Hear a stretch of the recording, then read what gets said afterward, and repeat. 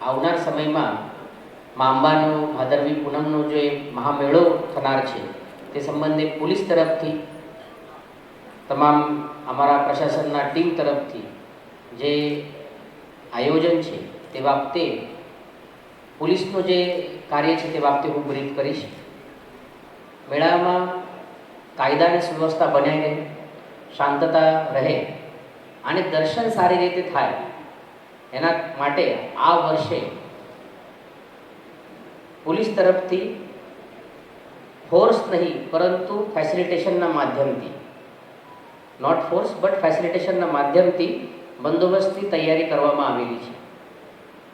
કુલ 5000 જેટલા. એમનામાં જ નહીં, પત્રકાર મિત્રોમાં પણ અમે એટલો બધો અનેરો ઉત્સાહ જોયો હતો કે ક્યાં આગળ ખૂબ સારું કવરેજ કરી લઉં, ક્યાં આગળ કોઈ પણ નાની મોટી જે સારી ઘટના બનતી હોય, પગપાળા સંઘો હોય, સેવા કેમ્પો હોય, દરેક વસ્તુનું અમે કવરેજ કરી લઈએ.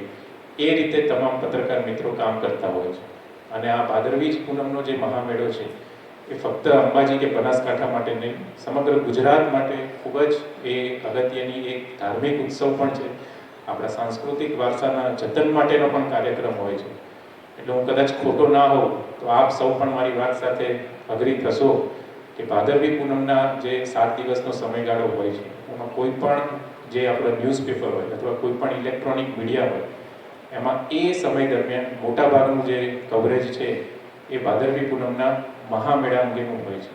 અને આપ સૌએ ગયા વર્ષે પણ ખૂબ સારી કામગીરી કરી હતી અને આ વર્ષે પણ મા જગદંબાના આશીર્વાદથી આપ સૌ ખૂબ સારું જે માઈ ભક્તોના ભાદરવી પૂનમ મેળાનો ડિજિટલ સ્વરૂપે પણ આપ પહોંચાડી શકો એ માટે આપ સર્વને શુભકામના પાઠવું છું. એક વાત મારે એ પણ કરવી છે, નાની મોટી જે દરેક વસ્તુ છે એ કૌશિકભાઈએ તો આપને કહી દીધી. ગયા વર્ષે કદાચ મને એવું જાણવા મળ્યું હતું કે પહેલી વખત આપણા પત્રકાર મિત્રોએ એક નવી પહેલ ભાદરવી પૂનમના મેળામાં શરૂ કરી હતી કે છેલ્લા દિવસે જ્યારે વહીવટીતંત્રની છેલ્લી ધજા હોય છે એની પહેલાં ખૂબ પત્રકાર મિત્રો શક્તિ દ્વારથી મને યાદ છે કે બધા ભેગા થયા હતા અને રંગે ચંગે માતાજીના પ્રાંગણમાં એમને ધજા ચડાવી હતી. તો સૌને નમ્ર વિનંતી છે કે એ પણ જે પ્રથા આપણે ચાલુ કરી છે એ પ્રથા આપણે આમાં ચાલુ રાખીએ.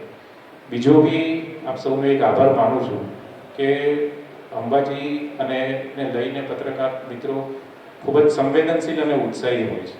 તમારા નાના મોટા જે સૂચનો છે એ સૂચનો મેં ગયા વર્ષે પણ આવરી લેવા માટેના પ્રયત્ન કર્યા હતા અને આ વર્ષે પણ જેટલા સૂચનો બને એટલા આવરી લેવા માટેના પ્રયત્ન કરી રહ્યો છું. અને હજી પણ થોડા દિવસ બાકી છે, તો જો કોઈ સારા અને પોઝિટિવ સર્જનાત્મક સૂચન આવશે તો એ પણ આવરી લેવાના પ્રયત્ન કરીશું. એક એનું